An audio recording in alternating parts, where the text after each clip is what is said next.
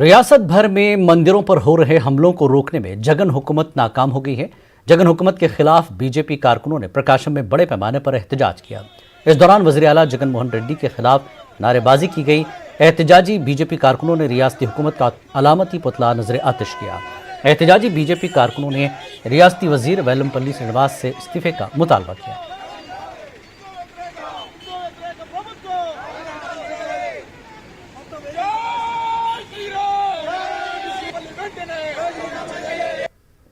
జరుగుతున్నటువంటి సంఘటనల ఆధారంగా మాట్లాడినటువంటి మాటలే వారు బండి సంజయ్ గారు ఎవరైతే ఉన్నారో భారతీయ జనతా పార్టీకి సంబంధించినటువంటి రాష్ట్ర అధ్యక్షులే కాదు, తెలంగాణలో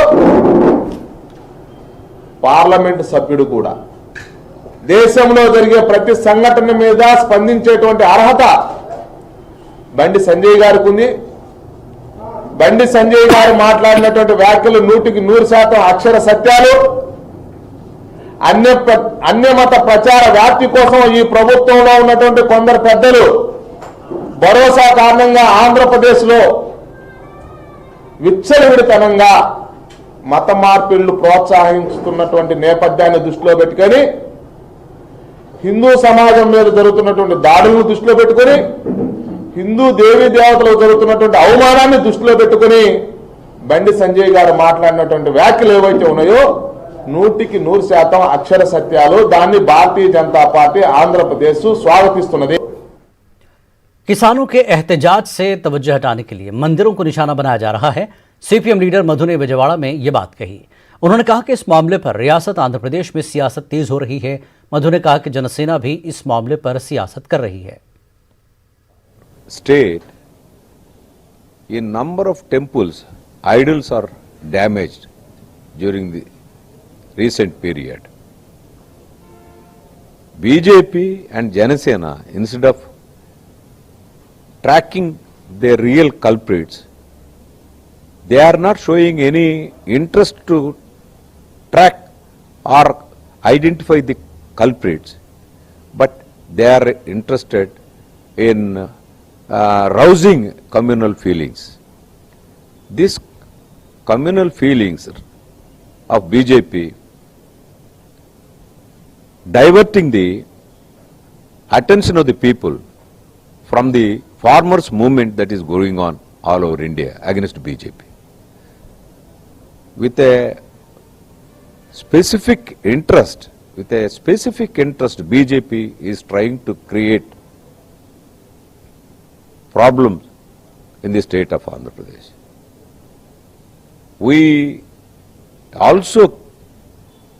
are also very critical of the Telugu Desam demand. Instead of even Telugu Desam also, instead of identifying the culprits, instead of demanding the government of Andhra Pradesh to identify the culprits, it is also visiting temples. What is the purpose? Government of Andhra Pradesh, this state government also is not showing interest or taking stringent measures to identify the culprits. State government, when Antarvedi incident took place, he handed over the case to the CBI and kept quiet, not identified the victims. ना तजुर्बेकार वजीर आला की वजह से ही आज रियासत में इस तरह के हालात रुनुमा हुए हैं। मंदिरों पर हमले हो रहे हैं, मूर्तियों को नुकसान पहुंचाया जा रहा है। गुंटूर के मंगलगिरी में तेलुगुदेशम पार्टी के पोलिट ब्यूरो इजलास से खिताब के दौरान साबिक वजीर आला चंद्रबाबू नायडू ने ये बात कही। चंद्रबाबू नायडू ने कहा कि कोरोना वायरस की बढ़ती वबा पर काबू पाने में जगन हुकूमत नाकाम हो गई है। वज़ीर आला जगन मोहन रेड्डी सिर्फ बयानबाजी कर रहे हैं, जमीनी सतह पर कुछ भी काम नहीं हो रहा है। चंद्रबाबू नायडू ने मंदिरों पर हो रहे हमलों की सीबीआई जांच का मुतालबा किया। కబద్దారు గుర్తుపెట్టుకోండి ముఖ్యమంత్రి గారు, నేను ఆ రోజు చెప్పా, మీరు ఒక క్రిస్టియన్ ముఖ్యమంత్రి, తప్పు లేదు, నేను తప్పడం లేదు। నేను హిందువుగా పుట్టాను, వెంకటేశ్వర స్వామి నా ఇష్ట దైవం, నీ ఇష్టదైవం యేసు ప్రభు. నువ్వు గెలిస్తే ఎక్కడికి పోతావు? జెరూసలం వెళ్తావు. నేను గెలిస్తే వెంకటేశ్వర స్వామి దగ్గరికి వెళ్తాను. నీకు బైబిల్ పెట్టుకుంటావు. ఓకే, తప్పు కూడా లేదు. కానీ హిందూ దేవాలయాల పైన, హిందూ దేవుళ్ళ పైన, హిందువుల పైన దాడులు జరిగితే ఖబర్దార్, జాగ్రత్తగా ఉండండి. ఒక్క నిమిషం కూడా పరిపాలించడానికి ఈ ముఖ్యమంత్రికి అర్హత లేదని హెచ్చరిస్తున్నా ఈ సభ ద్వారా. హిందువులకు ముస్లింలకు మనోభావాలు లేవు. దీనికి సమాధానం ఏంటి? అంతర్వేదిలో చెప్పారు, మేము సిబిఐ ఎంక్వైరీ వేసామన్నారు. వేశారా మీరు? నేను అడుగుతున్న సమాధానం చెప్పమని ఈ ముఖ్యమంత్రిని. అందుకే నేను ఒకటి అడుగుతున్నా, ప్రజల మనోభావాలు దెబ్బతిన్నాయి,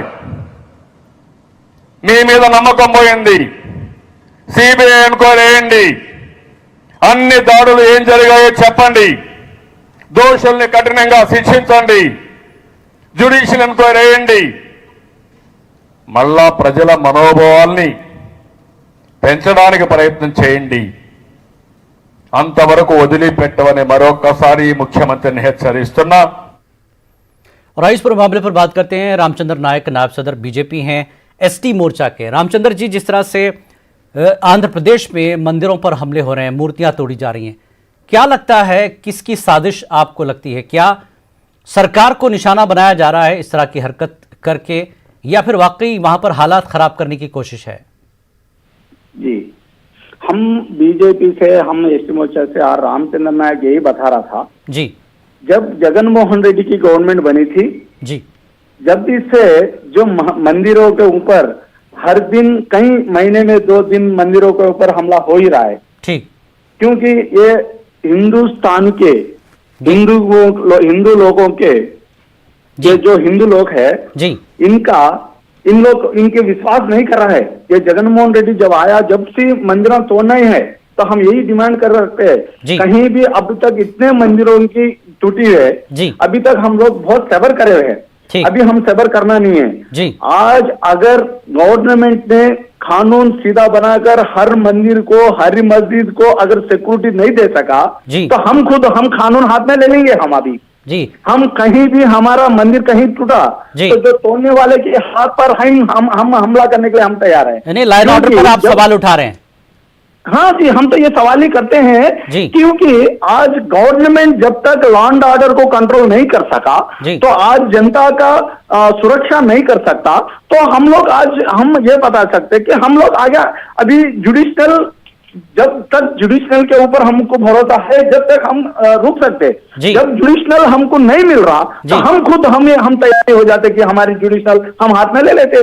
जी, हम आगे बढ़ने के लिए तैयार है, लोगों को बचाने के लिए हम तैयार है। जी। क्यों बीजेपी पार्टी ने यही बताती है जी। कि हर लोग शांति से, समाधान से रहना है। जी, कहीं भी यहाँ पर ये चल रहा है, कहीं भी कोई लोग सुख से नहीं है, हर दिन से कोई एक लेकिन दुख रामचंद्र निकल जी, रहा है। लेफ्ट पार्टीज ये कह रही है कि जिस तरह से आंध्र प्रदेश में किसानों का प्रोटेस्ट चल रहा है, उसको ठंडा करने की एक कोशिश है, और फिर ओवरऑल जहां किसानों के प्रोटेस्ट है उसको एक तरह से मीडिया से गायब करना, या ऐसी कोशिश है कि ये इस तरह से अटैक हो रहे हैं मंदिरों पर? जी, हम यही बताते हैं, आज किसानों हर जगह बहुत खुशी है, किसानों को कोई प्रॉब्लम नहीं है। नहीं, जो प्रोटेस्ट हो रहा है आंध्र प्रदेश में, किसान किसानों का प्रोटेस्ट चल रहा है। नहीं, ठीक है, उसको यहाँ पर तो कई छुपाने के किसानों लिए बहुत खुश है। जी, कहीं भी इंडिया में देखो, कोई किसानों अभी दिल्ली में गए, ये तो कहीं पूरे किसान हो ही नहीं सकते। जी, किसान जिसकी जगह वो काम कर रहा है, जी। और धान काटने में, दूध लेकिन काटने, हर प्रोटेस्ट भी चल रहा है ना रामचंद्र जी? किसान को है। तो हम ये बताते हैं कि किसानों की ठीक। हालत ये हुई, जी। जो मंदिरों के ऊपर जो ये हमला चल रहा है, जी, जी। ये हमले को हम पूरी तरह सरकार हम एक्शन पूरे ले को जल्द से जल्द इस पूरी पर। तरह हम- चलिए, हम उम्मीद करते हैं सरकार इस पर एक्शन ले और इस मामले को रोका जाए। बहुत बहुत शुक्रिया रामचंद्र जी हमसे बात करने के लिए। और वहीं वजीर आला जगनमोहन रेड्डी ने इस मामले पर सियासत न करने का अपोजिशन को मशवरा दिया है। జరుగుతా ఉంది రాజకీయ gorilla warfare is something very new. In fact పోలీసులు అంటే మామూలుగా దొంగతనాలు ఎక్కడైనా జరిగితే వాళ్ళని పట్టుకునే దానికోసం పోలీసులు ఉంటారు అని చెప్పి అనుకునే పరిస్థితి నుంచి పోయి, పోలీసులు అనే వాళ్ళు ఇప్పుడు గుడులలో ఎవడో ఇంటెన్షనలీ విగ్రహాలను రాజకీయ ఉద్దేశాలతో దురుద్దేశాలతో ఎవరు లేని ప్రదేశాలలో ఎవరో అర్ధరాత్రి పూట అపరాత్రి అప్పుడు అందరూ పడుకున్నాక ఎవరు లేని టైంలో और महकमे बिजली में काम करने वाले कॉन्ट्रैक्ट मुलाजमीन को मुस्तकिल मुलाजमत फराहम करने का मुतालबा शिद्दत इख्तियार कर गया है। विजयवाड़ा धरना चौक पर महकमे बिजली में काम करने वाले कॉन्ट्रैक्ट मुलाजमीन ने एहतजाज किया। एहतजाजी मुलाजमीन का कहना है कि महकमे बिजली में 600 से ज्यादा कॉन्ट्रैक्ट मुलाजमीन गुज़श्ता 10 सालों से खिदमात अंजाम दे रहे हैं। एहतजाजी मुलाजमीन ने बकायाजात की भी अदायगी का मुतालबा हुकूमत से किया है। 600 employees are working as watchmen in electricity department. Government is recruiting shift operator post. We are demanding these watchmen are to be recruited as shift operators.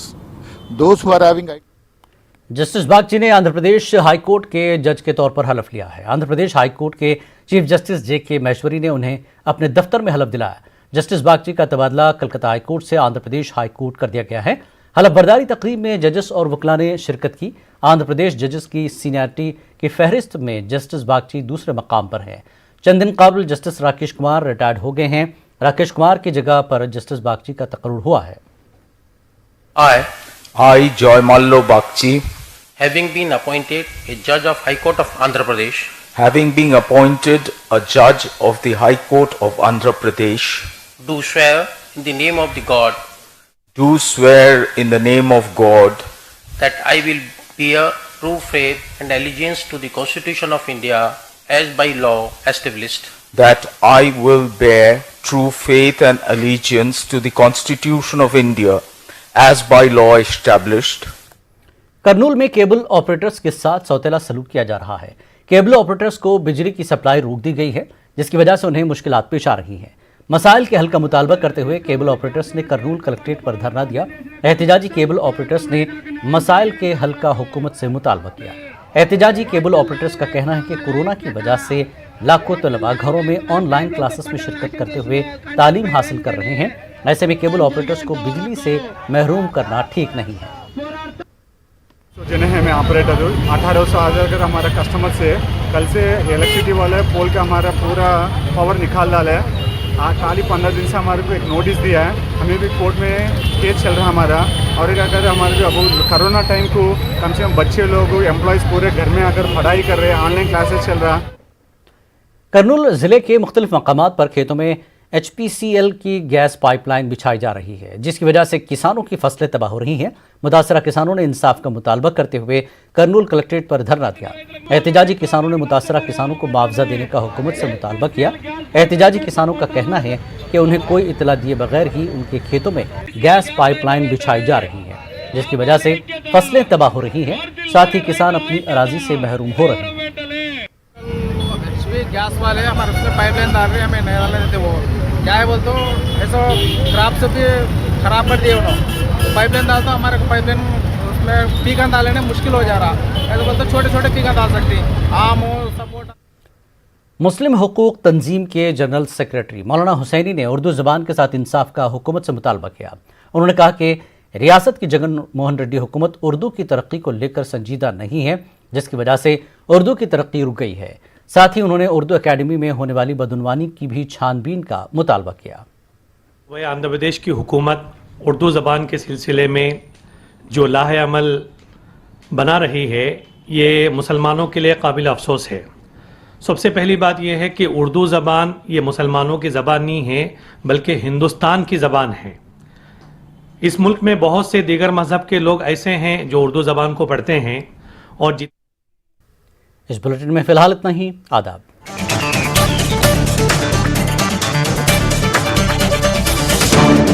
30 साल के इंसान के लिए 5 लाख